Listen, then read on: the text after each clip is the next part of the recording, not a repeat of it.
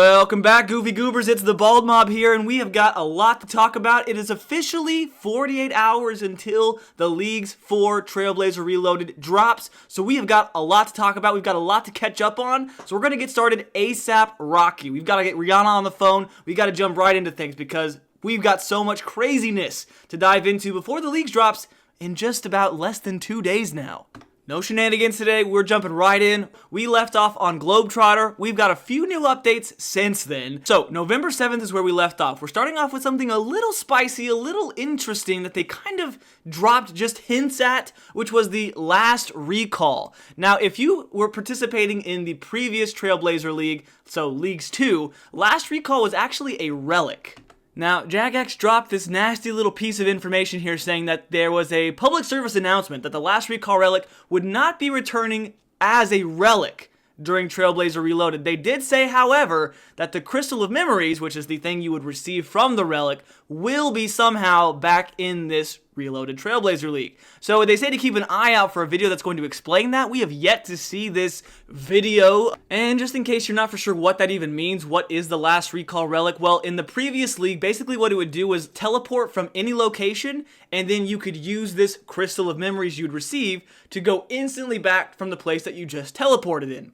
So let's say you're in Karamja, you're walking around, you teleport to Varrock. You could use the crystal and instantly teleport back to wherever you just were. It was a very busted relic. Sort of like the infinite run energy relic from the previous league. It was the one that was like the clear choice and everybody was choosing. Sounds like now though, my guess is it's coming back as just a passive effect. The other thing they also released the same day on November 7th is all 3 of the first tier 1 relics. So every 3 relics that everyone will have to make a choice between, we now know what they are. The first one they told us about was Endless Harvest. Now this was also returning from the first Trailblazer League. Resources gathered from either fishing, woodcutting, and mining are multiplied by 2. So that's pretty huge, mainly the fishing one I think. So like anglerfish or sharks. All resources gathered by this relic are sent directly to your bank if you have space. Now they make that note for a reason.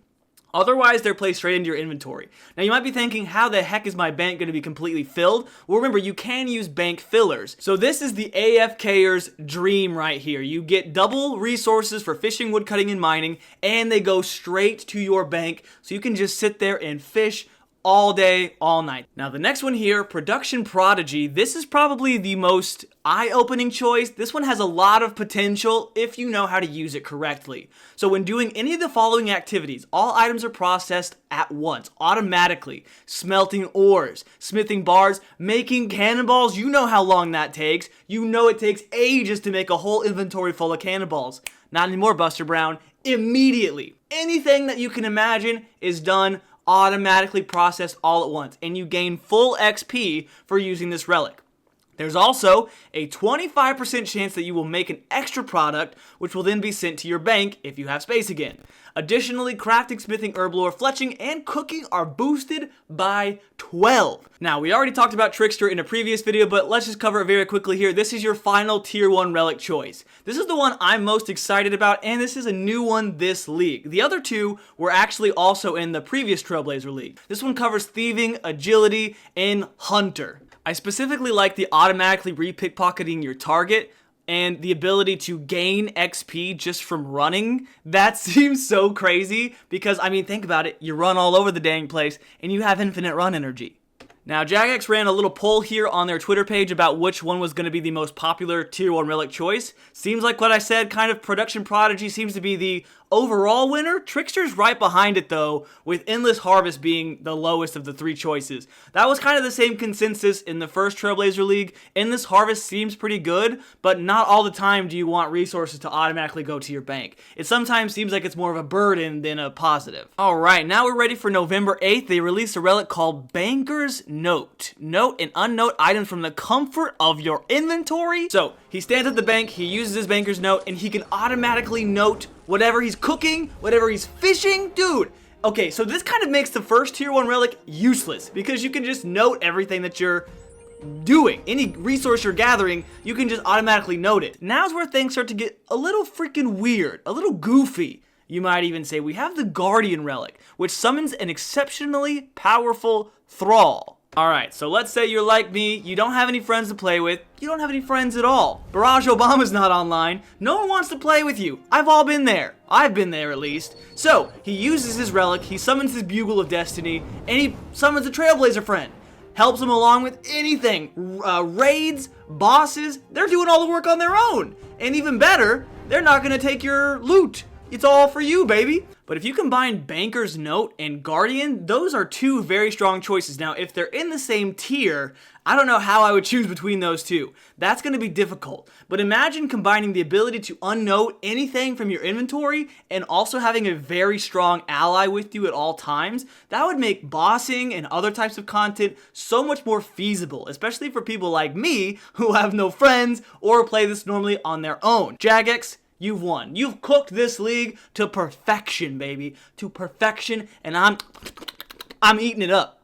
So moving on to November 10th, now they drop a relic called Weapon Master. Special attacks always hit. You can use your HP for more special attacks if you run out of energy. So he uses his relic. So watch his health bar, watch his special attack bar. Now it turns into an HP orb. And now every special attack he's using is doing a little bit of damage to him as well, but he's getting nearly infinite specs. I feel like that one is going to be very, very useful to people who really know how to play this game, which special attacks to use, which special weapons to use. Imagine like the DDS, dude, the whoosh, whoosh, whoosh. That's going to be crazy, but you have to be able to keep an eye on your health as well. Darox users rejoice, because you know how to keep that HP in check. So this is probably one I won't choose, but I do have a feeling that if you know how to play the game, if you know how this game works and you're actually good at it, this could be huge. Basically what this is it's pretty much an update to some of the other harder parts of content in the game already. Since in the league you'll be extremely overpowered,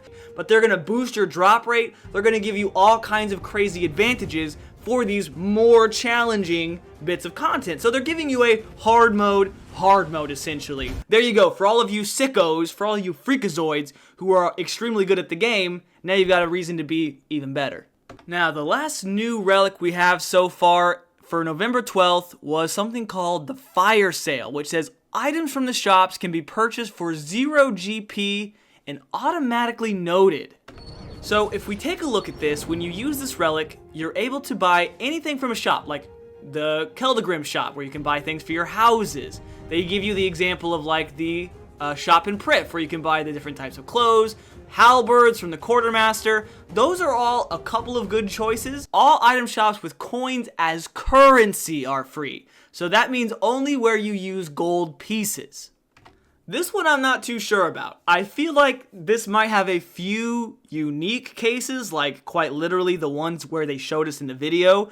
However, I'm trying to figure out where exactly this could be that beneficial. You could get your Dragon Scimitar for free after completing Monkey Madness, sure, but it's only 100k. I'm just trying to think about where GP is that useful in a store shop. Normally, you're spending GP buying from other players or anything else that, maybe Blast Furnace where you're buying ores, that could maybe be useful, I suppose. Remember that shops basically have no stock anymore. So now you're going to buy them and they're going to refresh automatically. As this will probably be the final league's preparation video I make before the actual league drops in just a couple of days, I wanted to go over some of the things really quickly that Jagex just released on their Twitter page. So basically what this is telling us is all of the areas that we'll have available to us, but we're going to just talk about some of the main areas and the main pieces of content that I think are going to be most beneficial, especially for new players. So of course we'll start with Mistalin. This is an area that everybody begins with. Everyone has all of these to start off with. You of course have Varrock, Edgeville, Barbarian Village, Draenor Village. You do start with Daenerys and the Fairy Rings already unlocked, the Isle of Souls, which is going to be a huge addition, and then of course this also comes with Fossil Island. So you'll have access to birdhouses, the Island of Souls. This is what I want to talk about mainly here because we did not have this previously in the Trailblazer League to begin with.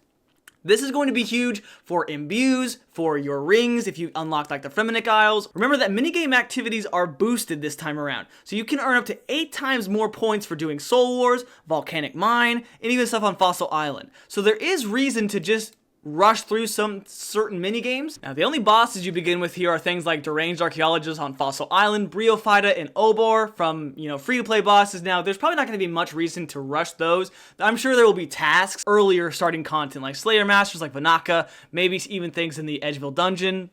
Stronghold of Security is always a place that everybody rushes to get that quick, easy, cold hard cash to begin with. 10,000 gold pieces and your fancier boots. Now, Karamja is also an area that everybody begins with, but it's a good thing you don't have to really worry about unlocking this one, because in my opinion, there's not a whole lot you can do here, at least to begin with. You do, of course, have like the fight caves, the Inferno. Now, look at this bad boy right here, Great Corrin. This is what I'm thinking is going to be my first choice of an unlock. There's just so much content that is in this area. Great Corrin was not available to us in the first Trailblazer League, which is also another reason why I want to focus so hard on it. I feel like there's so much untapped potential in this area. You have the Winter Tot, you have the Alchemical Hydra. If you rush Slayer, which I'm sure most people with combat will, you get access to Sarachnis, Gotizo with Konar, the Hespori, Chambers of Zarek. You get access to the Arceus spell book, so you get Thralls if you don't choose that Thrall relic that we talked about. Konar, the Brimstone chest, Lizardman Shaman for the Dragon Warhammer. Like, the list just goes on and on and on. Farming Guild, Tithe Farm, Woodcutting Guild. Well, scratch out Tithe Farm. Now, down here in the bottom right corner, it still says something about Corrin Favor, and as far as I know, Jagex said they're taking that out. So will it be in there for the league? I suppose so, because they probably won't take that out that soon, but you never know. Maybe we won't have to worry about Favor this league. That'd be sweet, but probably not. The second place that I choose to unlock is either going to be between Turin or the Wilderness. I think doing Turin next would maybe make the most sense. That way I can focus on Wilderness as more of an end-game type of related content. But Turin gives you access to lots of great mid-level stuff and even some in-game stuff with like the Gauntlet, the Corrupted Gauntlet. But you also have access, of course, to Zolcano, the Zulra boss. It also gives you a good alternative to get red Chinchompas if you don't choose the other area to unlock. So if you're going for like more of a hunter grind, if you choose the Trickster relic, this could also be a great way to substitute that in if that's something you want to do. I think this area has a lot of great mid-level potential. I think the final piece of content I'm going to unlock is the Wilderness. Now, everybody knows the Wilderness. Everyone's familiar with it, except for maybe me. But there's lots of potential in here and lots of new things that, once again, we didn't have access to in the first Trailblazer League. Now we have all these new Wilderness bosses. There's been lots of updates to the Wilderness. And if you die in the Wilderness, you don't die in real life. You don't lose all of your items like you would in the main game. It's not treated as a PvP death. So not only do we have Venedatus, you also have, of course, Spindle, Vetion, Calvirian, Callisto, and Artio. So now you have the weaker level bosses, even better to train on. You have Scorpio, of course, Crazy Archaeologist, all the Wilderness bosses, Corporal Beast. You can get the best in-game capes here with Mage Arena 2, of course. We've also got Revenants, Wilderness Boss Layers, the Lava Maze Dungeon, which isn't going to be super useful, I don't think, but you've got Laron's Keys. So if you do Corrin and Wilderness like I'm planning to do, you've got two chests you can farm from. You've got the Brimstone chest, and you've got Laron's chest. You got two chests, baby, and I'm grabbing them. That was weird. But then you've also got black Chinchompas, so if you go off your hunter grind from the red chins to black chins, you've got an area to source all of that and get a good range. Don't even get me started on the drops of the Wilderness. Look at all those juicy items you can get down there. You've got all kinds of rings. You've got all kinds of weaponry. You've got all kinds of Dagon High robes. You got everything, brother. So that is my tier list. That is my route that I'm planning on doing. Now, that is, of course, only half the areas. There are 5 other great choices. Some of them may be more useful than the other. I'll cover some of them just very quickly here so you can get a good look at them before we leave here today. The Fremennik Province is a great second choice. I almost thought about choosing this one just simply for like the rings. You can get the Warrior's Ring, the Seer's Ring, the Berserker Ring. You can get the Helm of Netzenot. You get lots of other benefits too, like Blast Furnace. If you choose the relic where you buy things from the shop for free, Blast Furnace is in the Fremennik Province. That's going to be something I'm missing out on. And that really, really hurts my soul. Kandarin is probably the choice that I really want to make because this one hurts. This is a good beginner area and mid-level area. This is a great area for things like Barbarian Assault. You get Ape Atoll for Demonic Gorillas. You get the Kraken. You get Monkeys. You can't get a cannon unless you do Kandarin. And you have to have Asgarnia as well. You get Neve. Dude, come on. You don't tell me you want to look at Neve or Steve. Barbarian Fishing. This is the other area you can get red chins if you don't choose Tiranwan, but this one you would get access to red chins a lot easier, a lot quicker. And then, of course, like I said, you have Gluff's Experiments with Demonic Gorillas. This one hurts. This one hurts. I would love to choose this area, but I'm pretty sure I chose it last time and I didn't utilize it. And then Asgarnia, the other choice that really hurts to not choose. I mean, you get Defenders. This is a great beginning choice. But again, I did this last time, and I just want to do something different this time. That's the only reason why I'm not choosing Asgarnia. Otherwise, oh, I would, bro, I would. Now, the desert is also an interesting choice, but not one that I think I thought about too hard. There is, of course, lots of great content in here, like Tombs of a Masket, lots of other things like Temperos, Calphite Queen, but a lot of it is stuff that just doesn't appeal to me or sound that fun, I suppose. The Agility Pyramid, Mage Training Arena would be good to get like early Infinity Boots and things like that, but it's just nothing that really stands out to me. It's not calling my name. It's not that I don't think it's a great area to choose from. It's just something that I don't think is going to be fun for me, so therefore, you're terminated. And then last but not least, everyone's favorite swamp area, Mauritania. Now, I'll be straight up with you. I'll be 100 with you. I chose Mauritania the first Trailblazer League, and I regretted it. I did not utilize it to its fullest at all. Now, that you could say is just because I'm bad. Say it. I'll wait. Go ahead. Yeah, thank you. I know. I just wanted to do Barrows, but I forgot I hate doing Barrows, so I just never really was even in the area. I don't like Mauritania in general, but you will of course have access to Theater of Blood. Well, and that is all she wrote, ladies and gentlemen. That is kind of my last little bit of coverage that I want to go over with you. I was really refreshing RuneScape's Twitter page to see if they dropped the last Relic update for today, but they haven't, and I gotta get started editing this video so everyone can see it before the leagues comes out in just, well, less than 48 hours now. Ladies and gentlemen, I'm so excited to be bringing you this information. Thank you so much for sticking around. Thank you for all of the support on everything. I know I say that every time, but it really just shows me how much everyone is enjoying everything, and I really do appreciate it. And I just wanted to say thank you once again. I'm going to be doing my best to bring you as much league coverage as I can, and in the most interesting and unique way. It's unique, I know. I'm a little out there. Some people aren't used to me yet, but you will be. You will be, Joseph. I'll see everybody maybe tomorrow, but if not tomorrow, I will see you for frickin' heckin' sure on Wednesday. Sorry for the foul language, but you better get your frickin' self ready. Are you? Because I am so, I've never been more hyped. I've never been more pumped for a league. I hope you are too. I'm going to go. Boys and girls, thank you so much for watching, and I will see you next time. Leave a like if you want. If you liked it, only leave a like if you liked it. If you liked it, like it. But if you didn't, I mean, that's fair. Also, I'm just kidding, Joseph. I'm just kidding. I love you too. Bye.